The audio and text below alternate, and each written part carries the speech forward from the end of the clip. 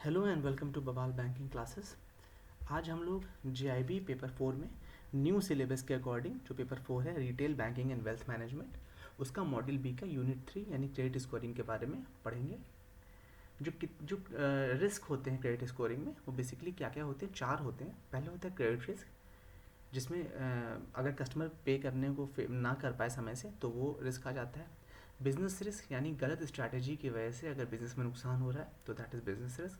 Market risk मतलब होता है जो मार्केट में प्राइसेस चेंज होते हैं, फ्लक्चुएट होते हैं, उनको मार्केट रिस्क में कहेंगे।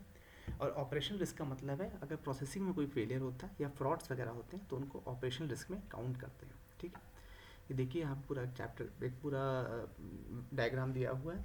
क्रेडिट रिस्क में क्या है, मार्केट रिस्क में क्या है, ये पूरा आप यहाँ से स्क्रीनशॉट ले सकते हैं। ठीक है, रेगुलेटरी कंप्लायंस अगर नहीं है तो वो भी ऑपरेटिंग रिस्क में ही आएगा। Before moving further, please pause the video and go through the copyright disclaimer that this video is for educational purposes only. Credit scoring के कॉन्सेप्ट क्या क्या होते हैं। हर एक बोरोवर जो है उसका क्या मेन एम होता है कि उसे कम से कम ब्याज पे लोन प्राप्त हो जाए। उसी तरह जो लोन दे रहा है उसका एम होता है कि वो highest rate of interest charge करे, इससे उसका रिटर्न अच्छा हो सके। जो रिटर्न होता है लेंडर का, वो बेसिकली अपना प्रॉफिट देखते हैं। ठीक है, कि उन्हें कितना प्रॉफिट मिल रहा है, साथ ही साथ वो प्रीमियम हिसाब से भी देखते हैं कितना रिस्क वो बेयर कर रहे हैं, कि अगर वापस नहीं भी आता है पैसा तो उन्हें कितना नुकसान हो सकता है, इस पर भी डिपेंड करता है। जो रिस्क परसेप्शन है वो बोरोवर के लिए, हर एक बोरोवर के लिए अलग अलग होता है। ठीक है, जो बेसिकली उनकी क्रेडिट हिस्ट्री के हिसाब से डिसाइड होता है। भाई तभी तो सारे ज़्यादातर बैंक्स ने अब जो अपने लोन का इंटरेस्ट रेट है वो सिविल स्कोर से कोरिलेट कर दिया है कि अगर सिविल स्कोर अच्छा है तो इंटरेस्ट रेट कम रहता है। ठीक है, क्योंकि हर एक इंडिविजुअल का अलग अलग होता है। अगर उसकी क्रेडिट हिस्ट्री अच्छी है तो पे बैक करने के चांसेस ज़्यादा है, तो रिस्क कम हो गया, रिस्क कम है तो इंटरेस्ट रेट थोड़ा सा कम हो जाएगा। तो बेसिकली इंटरेस्ट रेट जो है वो रिस्क से करस्पॉन्ड करता है। क्रेडिट स्कोर क्या होता है, क्रेडिट स्कोर बेसिकली जो होता है वो एक तरह से जो कंज्यूमर है, जो कस्टमर है, उसका टोटल क्रेडिट हिस्ट्री जो है, टाइम टू टाइम उसने क्या पेमेंट किए हैं, क्या लोन्स लिए हैं, वो रहता है। और इससे 3 डिजिट नंबर, वो 3 डिजिट का एक नंबर होता है। फॉर एग्जाम्पल नीचे दिया है सिविल ट्रांस यूनियन जो है वो 300 से लेकर 900 के बीच की रेंज में अपना क्रेडिट स्कोर देता है हर एक कस्टमर का। जितना ज़्यादा स्कोर होगा इसका मतलब रिस्क जो है वो उतना कम है। जो कंज्यूमर है उसका 91 डेज़ का अगर ओवर ड्यू पीरियड है तो उसमें शो होता है। ठीक है, जो क्रेडिट स्कोर है वो भी इंडिया में नया प्रोसेस शुरू हुआ, मतलब कंपैरेटिवली न्यू है, ऐसे तो बहुत दिनों से, बहुत सालों से, लेकिन यूएस में ये 1989 से चला आ रहा है। सबसे पहले वहाँ लॉन्च हुआ था FICO, फीको स्कोर लॉन्च हुआ था। जैसे यहाँ सिविल वगैरह है वैसे वहाँ फीको था। जो लाइन ऑफ क्रेडिट जो असेस करी जाती है इस स्कोर पे कि कैसा कितना स्कोर रहेगा उसका, उन सब के लिए जितने भी प्रोडक्ट्स हों रिटेल बेसिस के, चाहे होम लोन हो चाहे ऑटो लोन हो, उन सब में वो हेल्पफुल होता है। एक गुड क्रेडिट स्कोर क्या होता है, एक अच्छा क्रेडिट स्कोर क्या है। एक अच्छा क्रेडिट स्कोर देखिए ऐसा होता है कि वो बैंक जो है उसकी इंटरनल पॉलिसी पे डिपेंड करता है कि उसे किस प्रकार के कस्टमर चाहिए, उसका रिस्क एपेटाइट कितना है। अगर वो बहुत रिस्की कस्टमर लेगा तो उसको प्रॉफिट तो ज़्यादा है, इंटरेस्ट इनकम तो बढ़ेगी उसकी, लेकिन रिस्क भी बढ़ेगा। तो वो डिपेंड करता है बैंक की इंटरनल पॉलिसी पे कि उसके लिए गुड क्रेडिट स्कोर की डेफिनेशन क्या है। कुछ बैंक्स हैं जो उसको 700 या उससे ऊपर के स्कोर को भी अच्छा मानते हैं। ठीक है, हर एक बैंक की इंडिया में अलग अलग रिक्वायरमेंट रहती है, लेकिन हाँ 800 से ऊपर के स्कोर को जनरली अच्छा माना ही जाता है। ठीक है, कहा गया। जो क्रेडिट स्कोर है वो बेसिकली रिस्क मैनेज करने के लिए एक इंडिकेटिव टूल है, और वो कितना इफेक्टिव होगा ये बैंक के इंटरनल कंट्रोल मैकेनिज्म पे डिपेंड करता है। जो ऑब्जेक्टिव है क्रेडिट स्कोर का वो बेसिकली इसलिए जिससे कि बैंक जो है अपने डिफ़ॉल्ट्स को कम कर सके, मतलब NPA को कम कर सके, और क्वालिटी लोन डिसबर्स कर सके, और डिसबर्समेंट फास्टर भी हो सके। मतलब जब आपको अगर अगले ही क्रेडिट हिस्ट्री पे भरोसा है क्योंकि वो रिपोर्ट आपके सामने है, तो आपकी जो एफिशिएंसी ओवरऑल बढ़ जाएगी, तो कॉस्ट कटिंग अपने आप हो जाएगी। जो क्रेडिट स्कोरिंग मॉडल्स हैं उसके बारे में बात की। CIC यानी क्रेडिट इन्फॉर्मेशन कंपनीज जो होती हैं वो बेसिकली 3 हिस्टोरिकल डेटा लेती हैं, 3 प्रकार का क्रेडिट स्कोर तैयार करने के लिए। एक तो प्रीवियस क्रेडिट ट्रांजेक्शन जो हैं उनमें क्या डिफ़ॉल्ट रहा है कस्टमर का पेमेंट बिहेवियर कहता है, पेमेंट हिस्ट्री कैसी है, साथ ही साथ प्रीवियस सर्च या इंक्वायरीज कितनी है, क्या कस्टमर बहुत ज़्यादा लोन लेता है क्या। तो ये सब चीज़ें तभी उसमें लिख करके आता है ना, लास्ट किस लोन में लिए कितना अप्लाई किया था, कितना ट्राई किया था। तो जितनी टाइम आप क्रेडिट स्कोर निकालते हो उतने टाइम एक एंट्री हो जाती है उसमें सिविल स्कोर में। ठीक है, और बहुत ज़्यादा एंट्री होने से वो भी डाउन होता है कि बहुत ज़्यादा इंक्वायरी किए गए लोन। क्रेडिट स्कोर को इफेक्टिवली मैनेज करने के लिए कुछ इंपॉर्टेंट पॉइंट्स बताए गए हैं आगे। एक तो क्रेडिट यूटिलाइजेशन, कि अगर इफेक्टिव क्रेडिट यूटिलाइजेशन किया जाएगा, अब जैसे मान लीजिए किसी क्रेडिट कार्ड है और वो इफेक्टिवली उसके क्रेडिट को लिमिट को यूज़ कर रहा है तो इट्स अ गुड थिंग। ठीक है, सपोज़ अगर किसी की सेफ लिमिट 10,000 है और वो सिर्फ 5 ही हज़ार यूज़ कर रहा है, तो इसका मतलब he is a good customer, ठीक है। लेकिन अगर किसी की लिमिट 10,000 है और वो हर महीने जो है वो फुली नहीं यूज़ कर पा रहा है, मतलब फुली यूज़ कर ले रहा है और साथ ही साथ और भी क्रेडिट डिमांड कर रहा है, तो आप समझ सकते हो कि वो थोड़ा सा रिस्की हो जाएगा, ठीक है। जो पेमेंट डिफ़ॉल्ट है, ये उसमें उल्टा भी चलता है कि आपने मान लीजिए जितनी आप 10,000 लिमिट है और आप हर महीने 500 रुपये यूज़ करो, तो इसका मतलब क्रेडिट यूटिलाइज़ भी नहीं कर पा रहे हो, उससे भी आपका क्रेडिट स्कोर ख़राब होता है।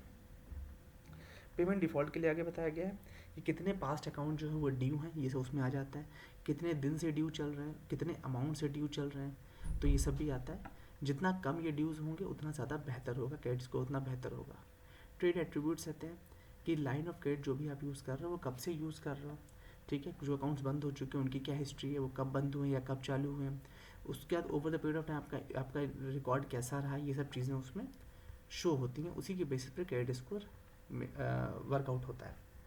क्रेडिट स्कोर की पॉजिटिव साइड क्या क्या है वो बताया गया है। एक तो अगर अच्छा क्रेडिट स्कोर, इसका मतलब फाइनेंशियल डिसिप्लिन बहुत अच्छा है कस्टमर में। अगर बॉर्डर डिफ़ॉल्ट भी हुआ है 1 या 2 बार, तो उसके पीछे जो रीज़न्स हैं उनको देखना होता है कि क्या वो रीज़न्स कंट्रोलेबल थे। जो जितनी ज़्यादा क्रेडिट हिस्ट्री मिल जाएगी उतना ज़्यादा बेहतर होगा, मतलब जितना पुराना हिसाब मिल जाएगा उतना बेहतर होगा, उसके बारे में बॉरोर के बारे में और बेहतर जान सकते हैं।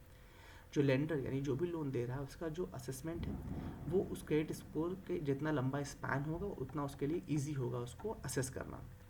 जो ओल्ड अकाउंट है जो कि क्लोज भी हो चुके हैं या जो नया अकाउंट जो खोल रहे हैं उसके लेके एक सावधानी पूर्वक रवैया रखना चाहिए। वार्निंग साइंस क्या क्या होते हैं क्रेडिट स्कोर में? क्रेडिट स्कोर में देखिए वार्निंग साइंस होती है कि अगर बहुत ज़्यादा इंपॉर्टेंट आप लोन इंक्वायर कर रहा है कस्टमर, तो इसका मतलब क्रेडिंग फॉर क्रेडिट है, मतलब उसे बहुत भूख है लोन की, ठीक है, which is not a very good thing considered. Frequent या अननेसेसरी शॉपिंग करी जा रही क्रेडिट से, तो भी वो गलत है, मतलब वो फाइनेंशियल डिसिप्लिन नहीं माना जाएगा, ठीक है। जो नए अकाउंट्स हैं वो बार बार खुल रहे हैं या जल्दी जल्दी बंद हो रहे हैं, ठीक है।